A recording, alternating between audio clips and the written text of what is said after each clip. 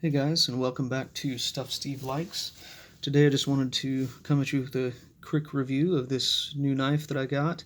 This is the Benchmade Bugout. It was a gift from a customer, so very grateful to have this, and I really love this knife. I know there's been a lot said about it, how it's weak, or it seems weak, or I've just heard some negative reviews on it, and I don't understand why. This, if I could call this knife anything, it's that it's perfect in the pocket. This thing is incredible. It's so thin, so light, deep carry clip. I mean, you can see that there's literally like a millimeter sticking out of your pocket. So just a very discreet carry, and nice and thin, good thin stock for slicing and cutting. Everyday carry tasks. I think that you know, could you gut a rhinoceros with this? I mean, I don't see why not. I think that a lot of people underestimate this blade because it's light and it's thin, and that the scales flex a little bit.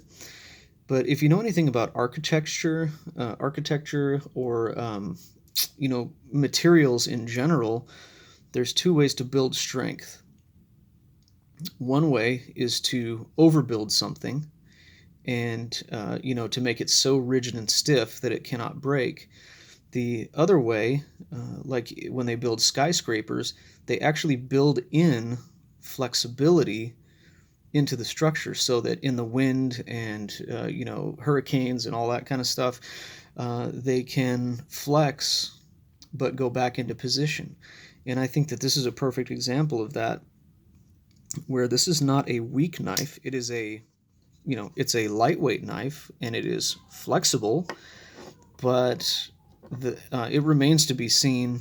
I would be surprised if people could really break this. I mean, if you were batoning through, hickory wood with a big old baton or something like that, you could probably break it. But for the intended task, which is everyday carry, bug out bag, just having something that you can grab and go really quickly on your way out the door,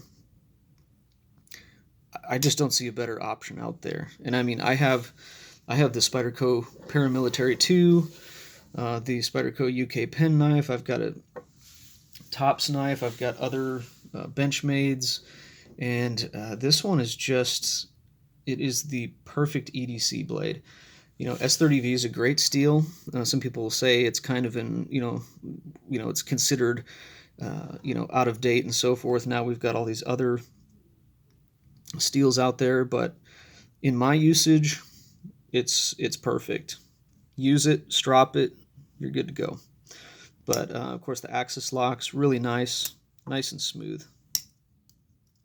Ambidextrous thumb stud, and I love the fact that it has one on both sides, so it's easy to open and close with either hand. Not as good with my left hand. I didn't want to hit the tripod, but nice big lanyard hole, and then of course you can switch the pocket clip right or left. So with the axis lock, thumb stud, pocket clip, perfect for lefties. And this grip here is pretty good too, and it does have a little jimping up here and a nice little kind of ramp there. And it does have a little, you can sharpen the whole blade here. It has this little choil here, so you can sharpen the whole blade. Nice, I'm going to call it full flat grind. It's not quite, I guess it's a high saber grind, but perfect for slicing. Again, nice thin stock and a cute tip, but a pretty strong tip. It's got this kind of false edge back here, and I'm assuming that's to help penetration. Also, save a little bit of weight there. But I think these run about $115 or so, and some people say that's a lot of money for such a lightweight blade, but I find myself more and more grabbing the lightweight blades. I mean, I've got some really heavy duty stuff, but it weighs heavy. It's you can definitely feel it in your pocket. This is one that just disappears in the pocket, and when you pull it out, I mean, you've got a good amount of blade there. So I guess what I would say is that if you're hard using a knife, this may not be the best knife, but I've taken this out camping and doing little bushcraft things here and there, and there's very little it can't handle. And just because it flexes a little bit is not a testament to its weakness. It's a testament to its strength and its durability. It's resilient. You can press it as hard as you can, and it pops right back into place. And again, when we talked about a skyscraper, if they made those skyscrapers, completely rigid, they would crumble on top of themselves when a strong wind came up or something. There's something to be said about building something that is flexible and a little bit pliable, and it's not a weakness. I think it's a strength of this blade. So anyway, as far as cutting tests and everything, there's 1,000 of those out there. I just wanted to give my opinion on it, and my opinion is it's awesome. I think it's money well spent. I mean, for me, I didn't have to spend a dime. It was a gift, and I'm super grateful. But I really love this knife. In fact, I've sold off several of my other knives. I mean, I've got my paramilitary 2. I've got my UK pen knife. I've got my Tops Mill Spy. I've got a mini Griptilian, which I also love. That's a great knife too. And this one. And those are my main everyday carry knives. But a lot of my other ones have gone out the door because this one has replaced several of the other knives that I had. And though those were great knives and I hated to get rid of them, it's just like I just wasn't carrying in them anymore because of this one. I just find myself reaching for this one more and more. And if I want to do more heavy duty stuff, then I'll grab my paramilitary 2 or my fixed blades.